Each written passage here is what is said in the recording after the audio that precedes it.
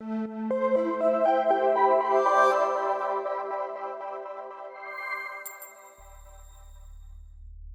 gusto saludarlos en Vértice Internacional. Soy Rina Musali y estamos listos para iniciar con un programa que analiza el acontecer mundial y los grandes temas de la política global.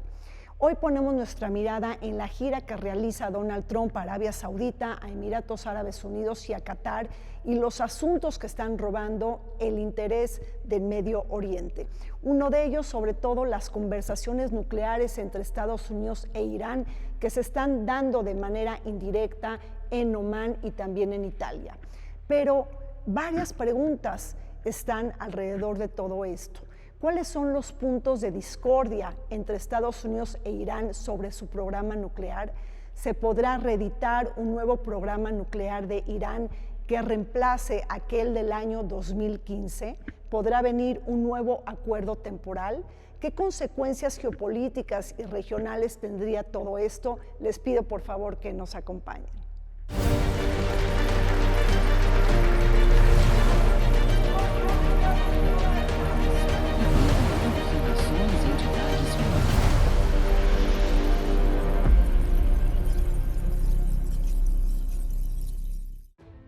Donald Trump realiza su segunda visita al extranjero. Después de haber asistido al funeral del Papa Francisco en Roma, Trump inicia una gira por Medio Oriente. Arabia Saudita, Emiratos Árabes Unidos y Qatar forman parte de su plan de trabajo, a propósito de fortalecer los lazos y abordar cuestiones de seguridad regional y cooperación diplomática. Dentro de su atribulada agenda, se discutirá la situación en Yemen, la crisis humanitaria en Gaza y las nuevas inversiones de los países del Golfo en la economía estadounidense, así como la posibilidad de avanzar en la normalización de las relaciones Arabia Saudita e Israel dentro de los acuerdos de Abraham.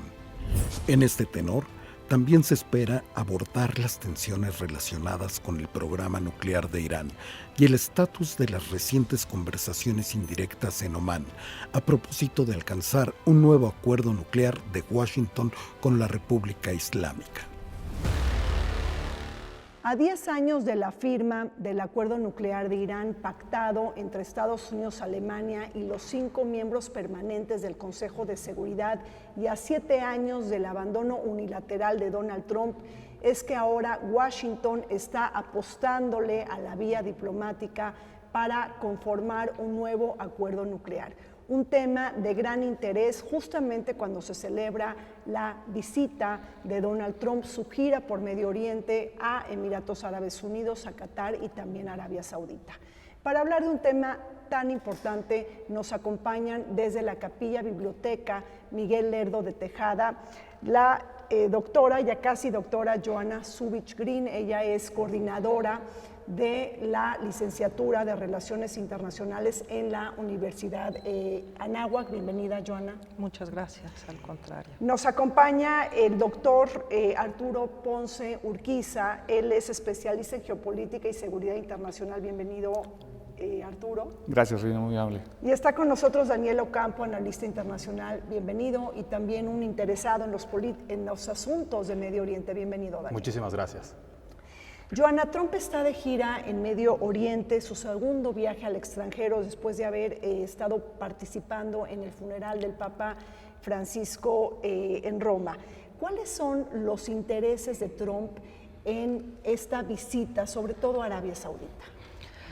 Muchas gracias, Rina. Bueno, hay que recordarle al público que prácticamente su primer viaje al exterior. También en su primer mandato, el primer viaje que realizó Donald Trump al exterior fue también a Arabia Saudita, y me parece que lo hace en un momento pues, donde la región está muy convulsionada, están empezando a haber negociaciones entre Estados Unidos e Irán por este programa nuclear. Entonces me parece que es relevante este viaje, primero para también reforzar esta alianza, calmar la inquietud de Arabia Saudita por este acercamiento entre Estados Unidos e Irán, Eso es uno. La relación entre el príncipe saudí y Donald Trump es bastante cercana. Incluso en este segundo mandato, Arabia Saudita prometió una inversión muy grande a Estados Unidos. Entonces se da en este contexto también de reforzar la venta de armamento a Arabia Saudita, y en la administración pasada con el presidente Biden también se habló de un posible proyecto de programa nuclear de Arabia Saudita apoyado por Estados Unidos. Es entonces en este contexto y también en un momento donde lo que se busca es este acercamiento entre Israel y Arabia Saudita, pero es reforzar todas estas alianzas y temas. Habría que adicionar otro ingrediente a este contexto que muy bien, nos los comparte Joana. Sobre todo, Arturo, me estoy imaginando que también va a Arabia Saudita porque, bueno, pues ha sido sede de las negociaciones para un fin de la guerra entre Ucrania y Rusia, pero en últimas noticias tenemos que Trump se aparta ya de esta negociación política. Sí, digamos que Arabia Saudita quiere empezar a establecer un principio de hegemón regional y tiene todas las capacidades, tiene la capacidad económica, tiene la capacidad militar y obviamente los hidrocarburos. Este elemento hay que considerarlo a razón también de su enemistad clara que tiene con Irán y que Arabia Saudita es una pieza clave para la protección del Golfo Pérsico, también como del Mar Rojo. Esa sería una. La otra, el problema que está intrínseco ahí, que se llama República Popular de China. Me refiero a las inversiones que está haciendo en la región y que son muy importantes en materia de telecomunicaciones, ciberespacio, software, y que precisamente a los intereses estadounidenses no son muy convenientes que Arabia Saudita, Emiratos Árabes o Qatar estén bajo la burbuja de seguridad de los Estados Unidos, pero de la República Popular de China en el apartado de la ruta de la seda. Esos son elementos importantes. El otro también hay que establecer son las bases militares que allí están y que se deben de refrendar los acuerdos militares al respecto, tanto las que están cercanas a Riad, cercanas a Medina, cercanas también a la propia Dubái, Emiratos Árabes, sobre todo en un momento clave que es importante ver ¿qué tanto Irán ahorita tiene la estabilidad política que se empieza a ver un desquebrajamiento por parte de la sociedad, sobre todo los jóvenes? Y otro elemento que también está inestable, la relación Pakistán-India. Sí. Entonces, estas situaciones empiezan a generar un caldo de cultivo, diría James Bond, agitado, no revuelto, en donde se están complicando las situaciones. Y la llegada de Donald Trump tiene que buscar precisamente de qué lado están estas naciones con respecto al proyecto del Make Again America. ¿Sí? Claro. Ahora, otro ingrediente sería, por ejemplo, Daniel, el tema de los acuerdos de Abraham, es decir, ahí se busca que Trump lo que quiere es normalizar las relaciones entre Israel y Arabia Saudita, también es parte del interés de esta gira internacional que va a Medio Oriente. Claro que sí. Para mí, a partir del 20 de enero de 2025, el mundo cambió. Y es un cambio que viene desde la primera administración de Donald Trump, que se vio truncada por la pandemia, pero que ahorita se refuerza. Y esta visita es justo para eso, para reafianzar todas las estrategias y todos los acuerdos que se tienen con estos grandes socios de la región.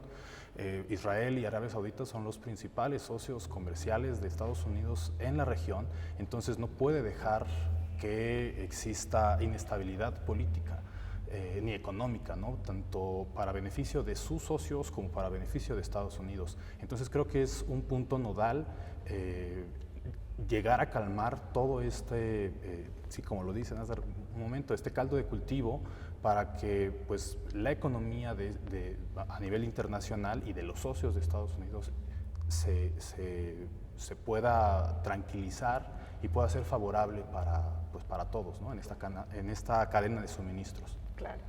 Ahora, Trump entonces está empujando, Joana, los acuerdos de Abraham para que Arabia Saudita e Israel normalicen relaciones diplomáticas, pero ¿qué le pediría a cambio el príncipe bin Salman a Trump si es que decide hacerlo? Yo creo que la relación entre ellos es muy cercana. Los hechos del 7 de octubre, pues, desviaron este acercamiento. Hay que recordar que China fue mediador para que Arabia Saudita e Irán restablezcan relaciones. Entonces, hace un par de semanas, o no recuerdo hace cuánto, pero también ha habido acercamientos entre Arabia Saudita e Irán. Incluso hubo una visita de ministros de defensa, que de hecho es el hermano del príncipe, el ministro de defensa de Arabia Saudita. Entonces, eso es por un lado. Hay que también recordar que para contrarrestar el proyecto de la ruta de seda de China, Estados Unidos también estaba haciendo otro proyecto que iba a conectar a India. No hay que olvidarnos de esto, conectar a la India con el Medio Oriente. Y era un proyecto también bastante ambicioso, donde era conectar vías de ferrocarril, gasoductos, oleoductos, también en un contexto de la guerra de Ucrania, donde Europa recibía el gas ruso por el norte de Europa, y esto a partir de la guerra de Ucrania también iba a haber estas uniones, y el gas del Golfo y el petróleo iba a llegar ya por el sur a Europa, ¿no? Entonces eran unas conexiones de India, los países del Golfo, Israel, Chipre. Por eso la importancia de unir a Israel con Arabia Saudita, además en términos comerciales, para hacer alianzas, para disuadir a Irán. Es también este contexto que ya lo explicó el doctor Ponce. Entonces, me parece que también recordemos que Donald Trump está ávido de obtener inversión, y pues la verdad, me parece que Arabia Saudita le está dando lo que Trump quiere oír, ¿no? Que son inversiones, pero también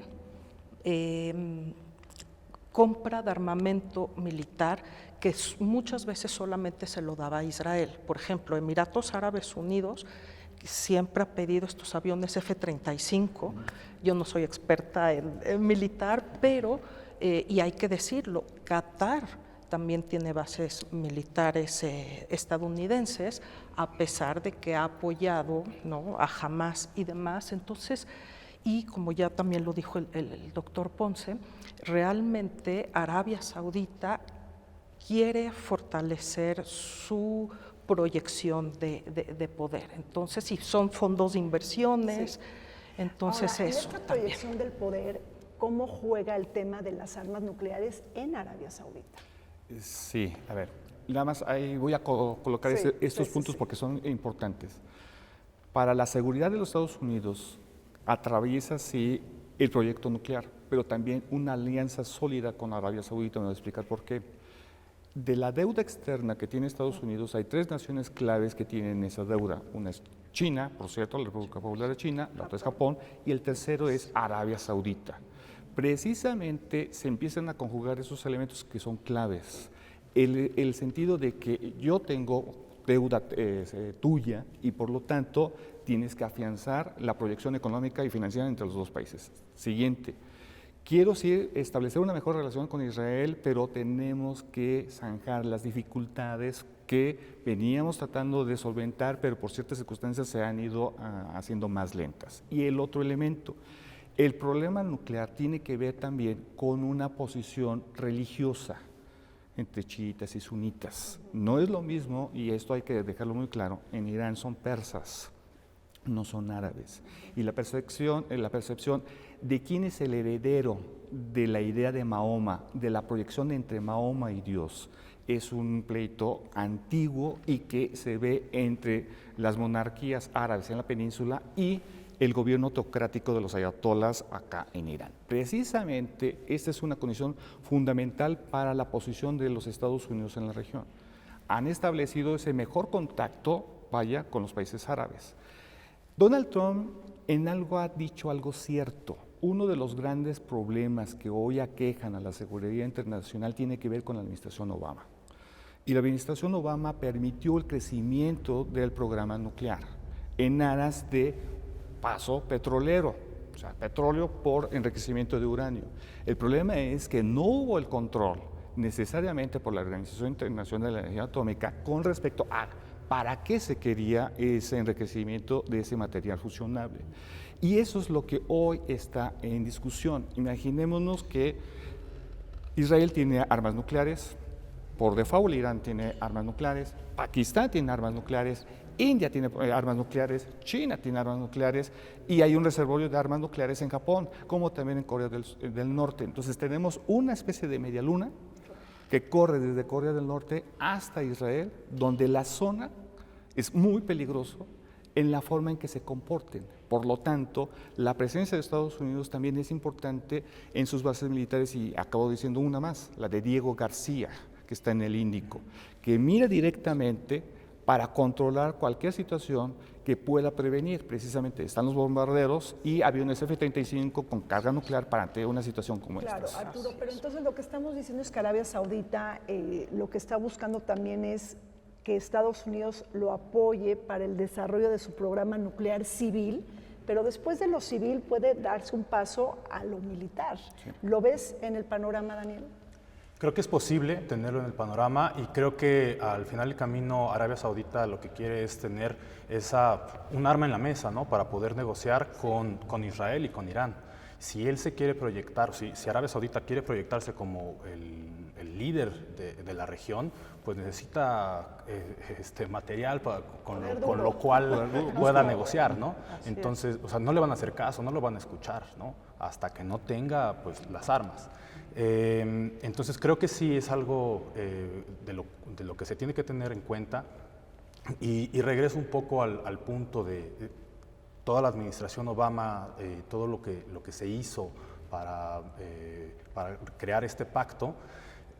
Trump menciona que este pacto se creó más por la presión de haber ganado el Premio Nobel de la Paz y no por seguir los intereses internacionales o al menos de Estados Unidos. Fue más para pues, un show off, ¿no? Decir, ¿sabes qué? Es la fachada, yo soy pacifista, tengo un premio Nobel, pues se acaba las pero armas. Bueno, a ver, hablando de los premios Nobel de Paz, Trump ahí de alguna manera cumple sus 100 días, tiene una caída de popularidad, no entrega la supuesta paz en Medio Oriente, tampoco en la guerra Rusia-Ucrania, todo esto está ya muy alejado de la realidad. Y la verdad es que ahí, Joana, pudiera ser Irán la oportunidad que nadie vio venir, es decir, Irán pudiera darle a Trump precisamente ese gol diplomático que tanto necesita cuando está de capa caída en las encuestas en Estados Unidos. Podría ser. Él prometió que iba... que ella se parece a un político mexicano que iba en 15 minutos iba a arreglar los problemas, pero Trump se presentó como una persona que iba a acabar con la guerra Rusia y Ucrania y no se ha llegado a un proceso de paz. También prometió que iba a acabar con la guerra entre Israel contra Hamás y esto no ha sucedido.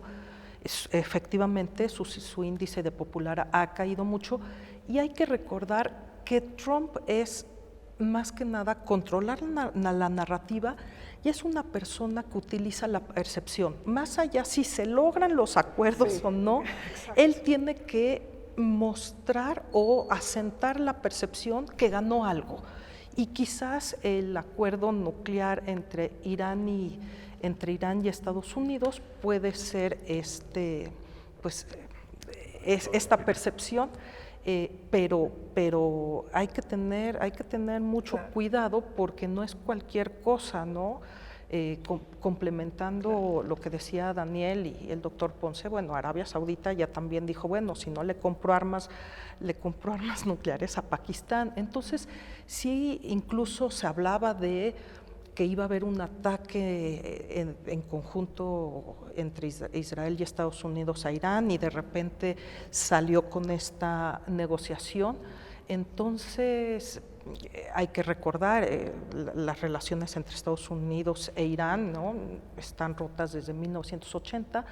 Entonces, en un momento donde Irán hoy por hoy está bastante debilitado, vulnerable, ¿no? Debilitada su economía, sus alianzas con actores en la región, Hezbollah, Hamas, los Houthis en Yemen, Siria, está bastante debilitado, entonces se presenta como este diplomático y que siempre quiere sacar una ganancia. Claro. ¿No?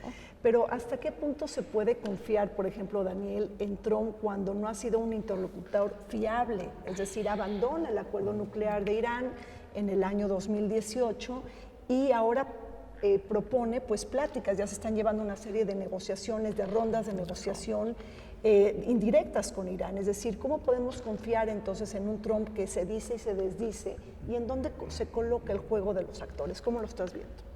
Creo que eso lo ve muy bien Irán. Claro. Es por eso que desde que gana la presidencia en este segundo periodo Donald Trump, pasa de tener 90 kilos de uranio enriquecido a casi 300 kilos.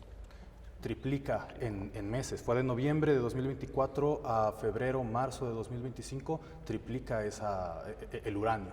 Entonces, eso, o sea, en mi percepción, es para tener, pues, igual, ¿no? ¿Con qué vamos a discutir? Claro. ¿Con qué nos vamos a sentar a la mesa a negociar? ¿A cambio de qué voy a dejar de enriquecer mi uranio? Hay que recordar que ahorita el enriquecimiento de uranio de Irán está al 60%. Para llegar a ser un arma nuclear tiene que llegar al 90% y en ese inter solamente es, o sea, no se necesitan más cuestiones técnicas, sino tiempo de centrifugado para los minerales. Y voluntad política. Y voluntad política. Y apretar un botón. Y apretar un botón. A ver, aquí además hay que acordar con ese proceso de enriquecimiento, 3 aliados que tiene Irán: la Federación Rusa, la República Popular de China y Corea del Norte. Los 3 obviamente con capacidades nucleares. Esto desde la perspectiva, o del otro lado del Golfo Pérsico, es una amenaza real y es una condición de desaparecer a esta parte de esta porción musulmana que no coincide con el planteamiento de los ayatolas. Yo quiero centrarme en esta parte porque eso es fundamental. Sí. Es el hecho, ¿quién tiene verdaderamente la visión del Islam? Y esto también es un juego perverso que se está jugando en estos días. Joana lo decía muy bien, en el sentido de a quienes apoyaba, por ejemplo, en Siria, en el Líbano, el gobierno de los ayatolas, a Hamas, a Hezbollah, ahora también en Yemen, a los Houthis. Son grupos, además de extremistas, su percepción religiosa es extremista.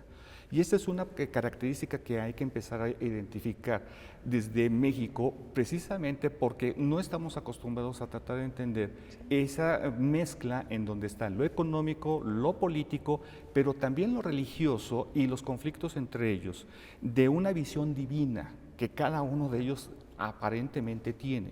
Y esto envuelve las circunstancias de mucha fragilidad del sistema internacional. Claro. Y si a eso le agregamos a un Donald Trump que tiene una visión también cuasi mesiánica, él siente que es el heredero de lo que hizo en su momento Richard Nixon, pero más aún Ronald Reagan.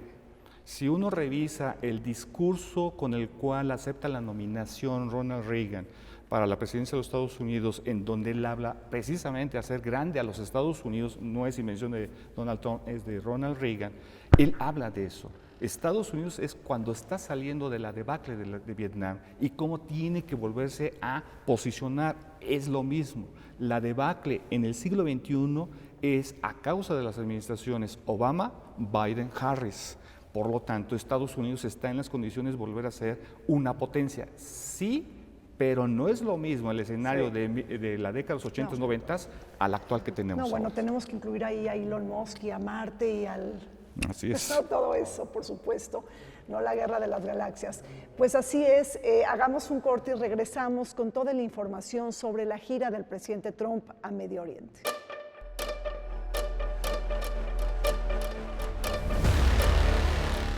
Esta semana, Donald Trump realiza una gira clave por Medio Oriente, que incluye visitas a Arabia Saudita, Qatar y Emiratos Árabes Unidos. El viaje busca reforzar alianzas estratégicas y cerrar acuerdos económicos y militares significativos. Arabia Saudita es el eje de esta gira, tanto por su papel en la mediación de conflicto, incluidos los diálogos indirectos entre Estados Unidos e Irán, y en la guerra entre Rusia y Ucrania, así como por su promesa de invertir $600 mil millones en Estados Unidos. Aunque persisten diferencias en torno al precio del petróleo y los aranceles estadounidenses, el vínculo transaccional entre Trump y el príncipe heredero Mohammed bin Salman se ha fortalecido, configurando a Riad como un socio prioritario en la estrategia exterior estadounidense.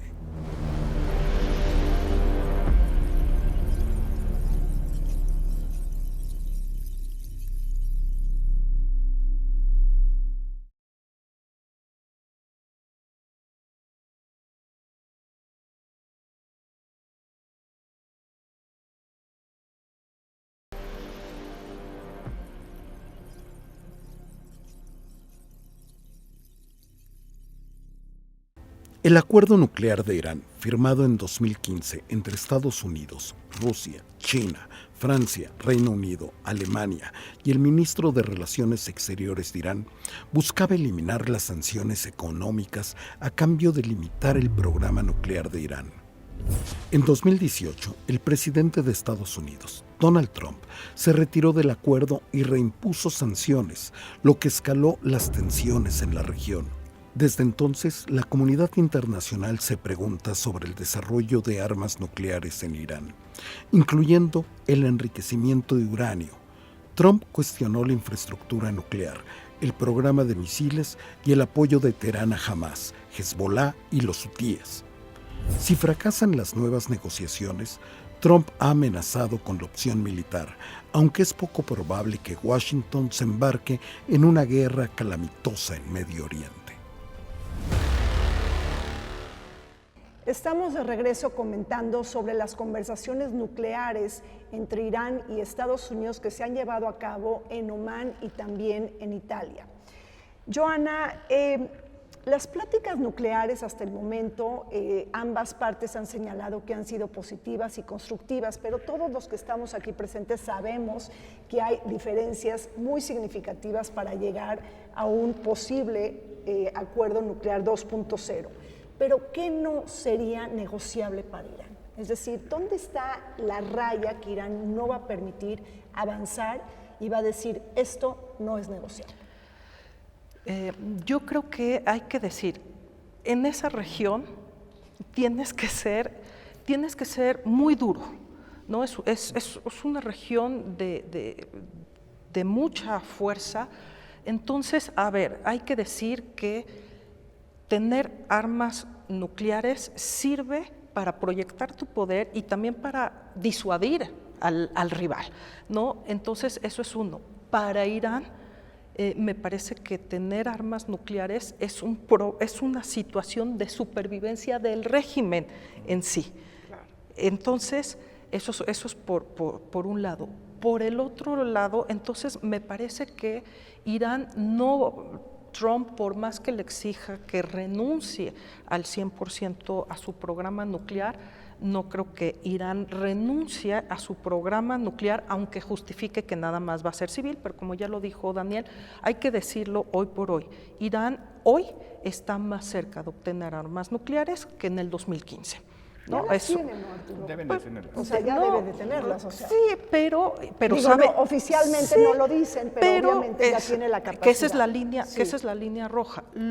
También lo que pasó es que en el 2015, y por eso Israel y Arabia Saudita desconfiaban del acuerdo, es que solamente se enfocaron en el programa nuclear, no se enfocaron en disminuir el programa de misiles, que precisamente por eso el programa de misiles balísticos de Irán aumentó muchísimo, fue muy sofisticado al grado que hoy Irán le vende o le da a Rusia estos misiles para que sean usados en la guerra entre Rusia y Ucrania. Entonces, hoy por hoy el programa, lo que pide Trump es el programa nuclear, ¿no? Que no haga armas nucleares.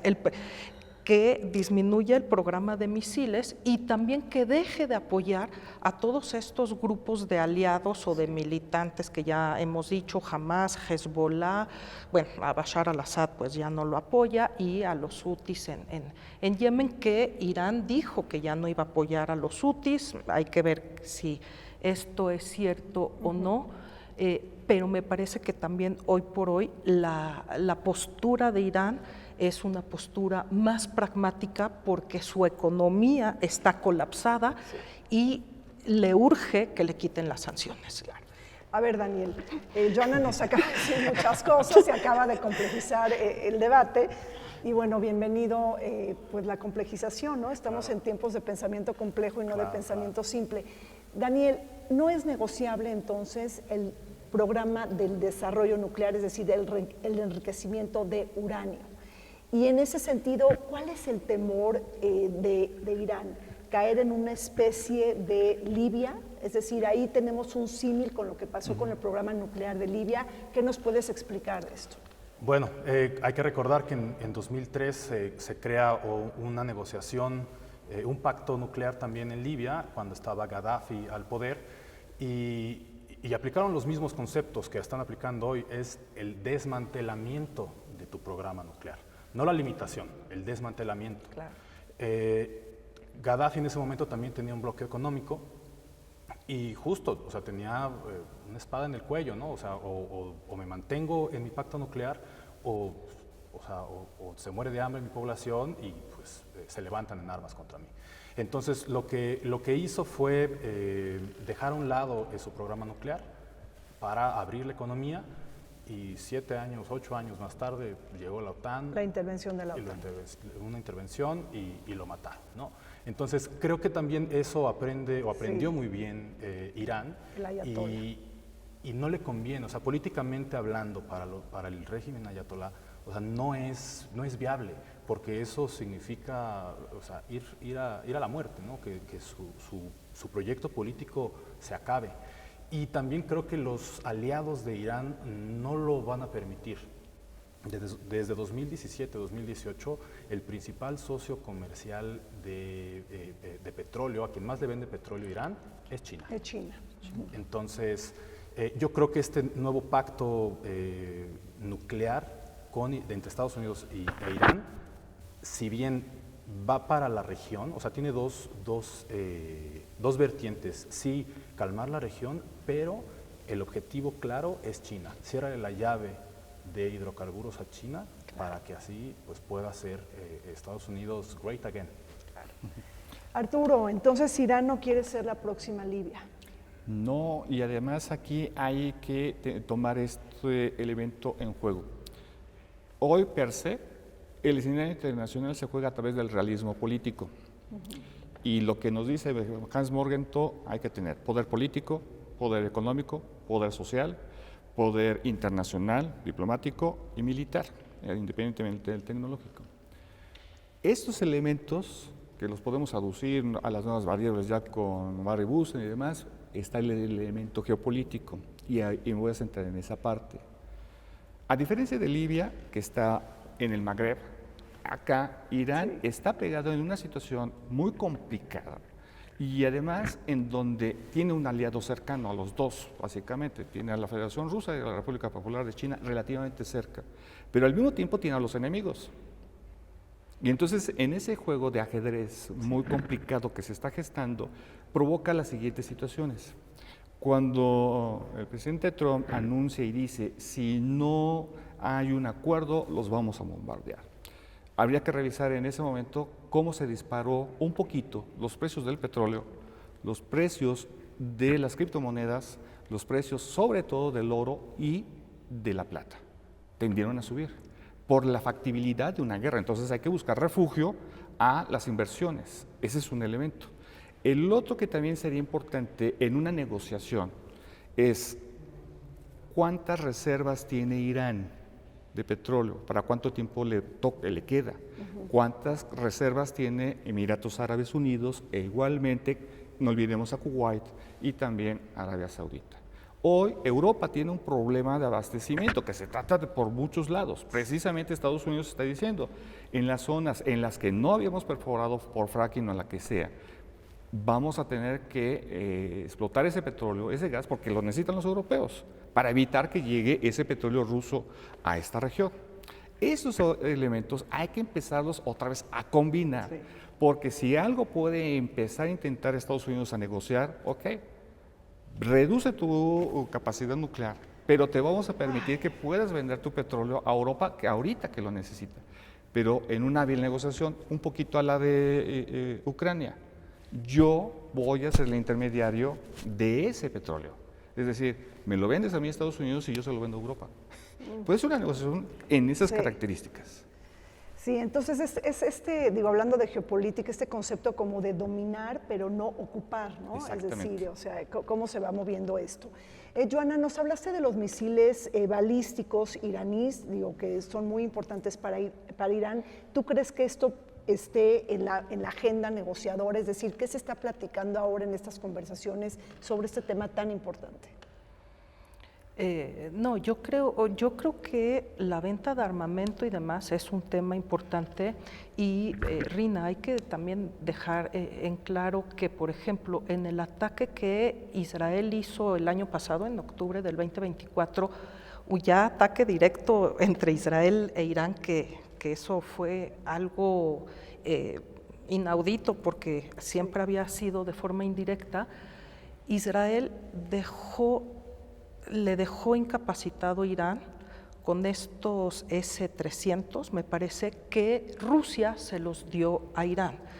Entonces también lo que se juega es qué armamento es válido o es potente o si resista las guerras, y por eso es que también podemos ver que Irán está bastante también vulnerable, es decir, le vulneraron su capacidad de defensa. Exacto. Entonces, sí hay un juego también si ustedes quieren, de la geopolítica del armamento para ver quién tiene el armamento más eficiente y más eficaz. Entonces también esto está en juego, y en una región donde tú tienes que estar continuamente mostrándote como el poderoso, el disuador, el que disuade. Entonces sí también se está poniendo en la mesa, porque por ejemplo Israel no había dejado que estos aviones y cierto material se compartiera con sus rivales, que él sea el hegemón de esta tecnología y demás. Entonces también es lo que se pone en la juego, mesa, claro. en la mesa. Ahora, Daniel, lo que ha dicho Donald Trump es que si no se llega a un acuerdo nuclear con Irán, es decir, a un acuerdo 2.0 reeditado por él y no por aquel acuerdo que fue con el sello de Biden y de Obama, ¿no?, sus grandes adversarios, vendría un ataque militar de Estados Unidos o un ataque militar de Israel. ¿Tú lo ves así posible? ¿Lo ves factible? Creo que antes de llegar a esa respuesta tenemos que entender que el Pacto Nuclear de 2015 tiene un mecanismo jurídico. Ese mecanismo se llama el snapback, ¿no?, el retroceso, y permite a todos los firmantes, o sea, todavía está, el pacto sigue ahí, ¿no? Solamente se salió Estados Unidos e Irán, pero todos los firmantes siguen con ese pacto. Y le permite a cualquiera de estos firmantes llevar a Irán ante Naciones Unidas para reimponer las sanciones y el bloqueo económico que tenía en 2015. Eso creo que Donald Trump lo está viendo. En primer lugar, él quiere ganar esta negociación para colgarse, sí, la medalla y la estrella del buen negociador, pero creo que también es muy importante ver que a Irán puede ser contraproducente atacar a Irán o presionarlo, llevar a cabo una estrategia de full presión contra Irán, acorralado económicamente, con armas nucleares y pues todos contra la ONU, ¿no? O sea, lo tienen contra las cuerdas, y tener contra las cuerdas a un enemigo con un arma nuclear, no sé qué tan bueno pueda ser. para la Y negociación. sobre todo las letras chiquitas del acuerdo, también hay restricciones que de alguna manera expiran, Arturo. Estamos hablando antes del 2026. Esto genera una presión para reacomodar las pláticas y llegar a un acuerdo nuclear con Irán. Sí, y sobre todo en el caso de Estados Unidos, porque se vienen las elecciones intermedias. O sea, Donald Trump tiene que tener plan A, B y C para esos asuntos. Y esto nos llevaría también a otro elemento que está jugándose ahí. Hay que recordar que ya hubo un ciberataque a las instalaciones militares iraníes con el famoso virus Sputnik, que retrasó precisamente dicho avance en materia nuclear. Y esto también empieza a jugar otro elemento, el rearme europeo, que dadas las condiciones de la propia OTAN, necesitan rearmarse. Entonces, de acuerdo a lo que establece la OTAN, que debe de ser poco más del 2% y que está exigiendo Donald Trump que no sea el 2, sino el 5%, esto está obligando, sí, al mundo a rearmarse, cuando menos en esta parte, pero eso también exigiría de esta región, quien, como decía Joana, como bien decía mi colega, el asunto de cómo establecer los equilibrios de poder a través de las armas. Y eso es bien interesante. A ver, en la guerra que hubo entre Irán e Irak, en la década de los 80, recién establecida el gobierno de los ayatolás contra el gobierno de Saddam Hussein, se demostró que se neutralizaron porque básicamente era entre guerra de trincheras y de tanques. Sí, no hubo un claro ganador. Y infantería. No entró misiles, no entró en aviación en una condición muy fuerte, tampoco naval. Hoy lo que estamos viendo es cómo están tratando de moverse esas piezas. En el caso de Israel no tendrá una armada fuerte, pero tiene una fuerza aérea de muy buen calibre. Precisamente por eso la necesidad de tener aviones F-16, F-18 y F-35. ¿Por qué? Porque sabe de sus capacidades. A su vez, Irán contesta con aviones Sukhoi de alta tecnología y también con los aviones chinos que son más o menos parecidos al Sukhoi. Estos elementos son muy importantes de cómo se van a establecer precisamente a través de sus acuerdos la fortaleza militar que cada una de estas naciones tenga. Y un elemento más. Irán está en condiciones nada más de misiles balísticos o de que sus aviones sean portadores de ojivas nucleares. Por el momento no, solamente sabemos de la posibilidad de ojivas. En el pensamiento seguramente de Bruselas y en el pensamiento de Washington es cuidado, y obviamente también de Riad y de Tel Aviv. Cuidado, sí tienen la capacidad de poder subir en aviones de alta precisión las ojivas, y ese sí es un problema ya cada vez más serio. Bueno, a ver, entonces con toda esta problemática, ¿qué están apostando? O sea, ¿sí podrá venir un acuerdo nuclear con Irán basado en Trump 2.0, pero limitado o temporal, Daniel, o de plano lo descartarías? Yo creo que si bien no un acuerdo 2.0, pero al menos algún tipo de negociación para calmar la algidez que puede provocar que Irán tenga armamento nuclear. ¿Estás de acuerdo, Joana? Yo sí apostaría que a lo mejor va a ser un acuerdo muy parecido al del 2015. Que tanto dio, ¿no? Y que tanto al final es demonizó. regresar al pasado.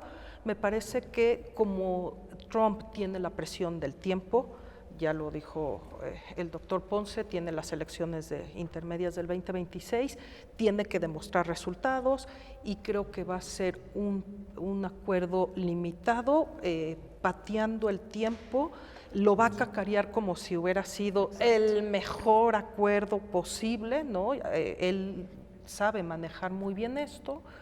Me parece que hoy un ataque está lejano porque si bien está sobre la mesa y hay presiones, si hay algo de lo que Trump en sus elecciones y demás ha criticado son las guerras, sí. Entonces me parece que él no creo que quiera iniciar una guerra. Claro, decepcionaría a sus votantes.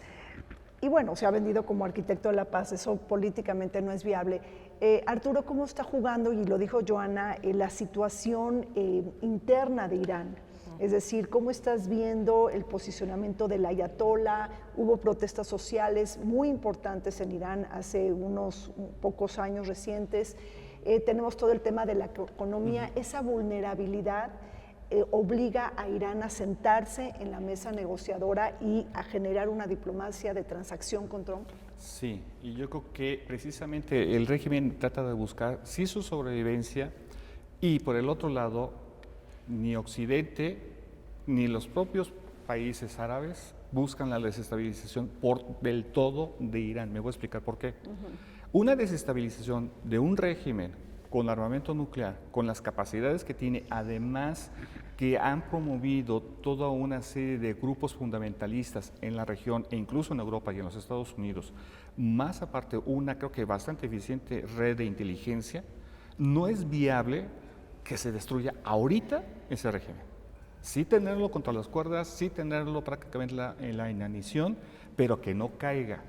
Porque dadas las circunstancias que se están girando en Europa, pero también acá en el sudeste asiático, no dejemos a China lo que está haciendo en el entorno de Malasia, en el entorno de Singapur, en el entorno de Filipinas y del propio Japón, agregarle a una inestabilidad de este nivel, en donde si cae el régimen, el impacto económico lo que puede generar y a su vez la dispersión de grupos terroristas con la posibilidad de tener armas sucias, armas nucleares, portátiles, que sería una situación muy, pero muy compleja. Entonces hay que ir administrando la guerra, es administrar la guerra. Quiero agregar algo, y más que Trump no quiere concentrarse en esa región cuando su interés es China. Entonces, esto lo desviaría también, ¿no? Pues ahí está la advertencia que hacen los analistas y los expertos. Hacemos un corte, regresamos.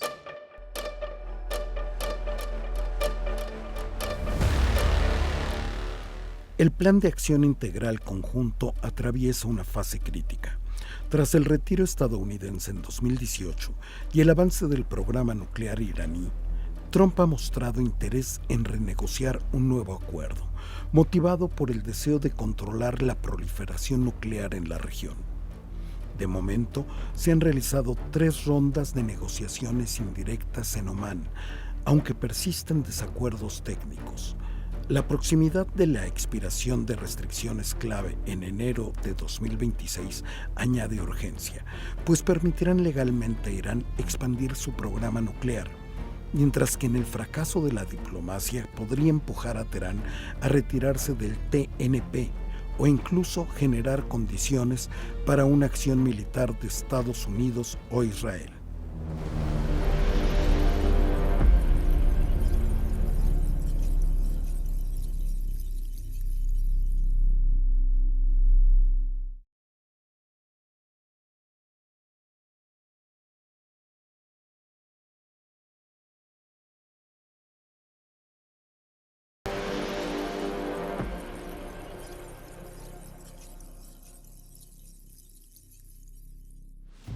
La crisis económica en Irán, marcada por una inflación descontrolada y desempleo galopante, ha exacerbado la frágil situación política y el descontento social.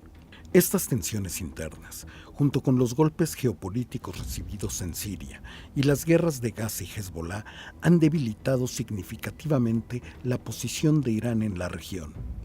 En este contexto, la necesidad de aliviar las sanciones económicas y estabilizar la situación interna podrían motivar a Irán a sentarse a negociar con Trump. Justamente, Omán, un país de la península arábiga, ha sido el país sede para intercambiar propuestas escritas y discutir aspectos técnicos sobre la limitación de las actividades nucleares de Irán. Todo ello a propósito de reanudar el diálogo y buscar soluciones diplomáticas en la emproblemada y siempre conflictiva región del Medio Oriente. Pues estamos conversando sobre una buena noticia en Medio Oriente, esta vía diplomática para desescalar las tensiones mediante un posible nuevo acuerdo nuclear Estados Unidos e Irán, que apenas están dando los primeros indicios y esfuerzos. Joana, esta posibilidad, ¿qué implicaciones tendría para el eje Israel-Arabia Saudita? Me parece, en un principio, en el 2015, Arabia Saudita e Israel no estuvieron muy satisfechos con este acuerdo. Me parece que hoy quizás Netanyahu no está muy de acuerdo con este acuerdo, porque lo que querría el actual gobierno es derrocar al régimen de Irán. Ese es el objetivo de Israel. Decir, se perdió la oportunidad que en un momento tan vulnerable de Irán no se acabó con el régimen, porque para Israel que Irán tenga armas nucleares atenta contra la propia supervivencia y es la principal amenaza para Israel. Para su existencia. Daniel. Bueno, yo creo que para Arabia Saudita e Israel, Irán es un gran competidor en muchos sentidos, en lo político, en lo geopolítico, en lo estratégico, pero también en lo económico.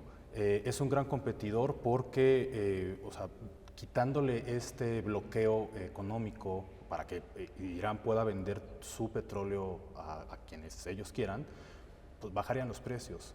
Y eso significaría automáticamente pérdidas para los vecinos, ¿no? Para quienes están en el vecindario. Entonces, creo que también es por eso que Israel actualmente está presionando demasiado a Donald Trump y está presionando demasiado a Irán, ¿no? Quiere desestabilizarlo para que sean más duras las consecuencias de un acuerdo o que el acuerdo pueda irse más lejos en el tiempo.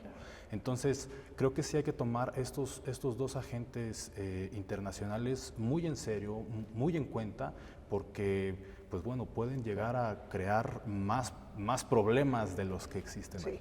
Y entonces vemos un juego entre la diplomacia y la coerción, Arturo, es decir, un Donald Trump que no está seguro, prácticamente no tiene una estrategia, un proyecto de lo que va a pasar, su mismo gabinete está dividido, si se van por la vía diplomática o hay ataques beligerantes.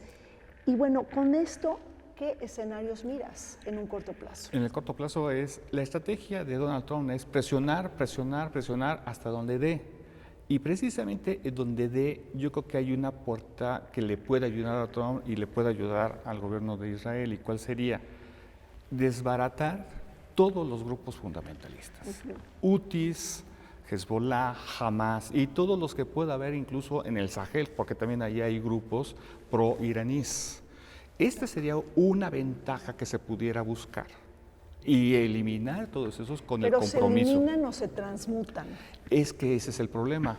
Es como la hidra, este tipo de grupos. Entonces cortas una cabeza y te van a salir 15 más. Pero por mientras, en términos políticos, lo logra. Es una victoria. Es una victoria también para Israel y es una victoria también para Irán, porque dice, bueno, desactivo todos esos problemas, pero yo mantengo el régimen y la presencia religiosa, no olvidemos esta parte, su presencia religiosa en la región. Claro. Bueno, pues muchísimas gracias a Daniel Ocampo, a Joana Zubich y Arturo Ponce Urquiza por este intercambio tan interesante. Nos dieron toda una cátedra de geopolítica. Gracias, de verdad. Y bueno, pues continuamos, seguimos adelante con el programa.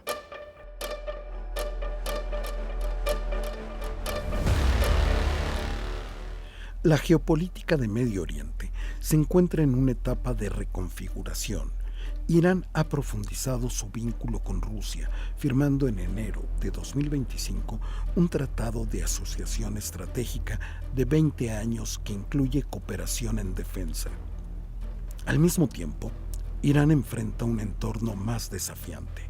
Sus aliados regionales han sido fuertemente debilitados y contraídos, como el caso de Hezbollah en Líbano y la caída de Bashar al-Assad en Siria. En este contexto, Teherán busca mantener su influencia mediante el fortalecimiento de su programa nuclear, el uso estratégico de drones y misiles y un acercamiento diplomático que le permita ganar tiempo y aliviar presiones externas sin renunciar a su capacidad de disuasión. Muchísimas gracias por su atención y compañía, pero me despido de ustedes no sin antes agradecerle a la Capilla Biblioteca Miguel Lerdo de Tejada todas las facilidades para la grabación de este programa. Nos vemos el siguiente martes.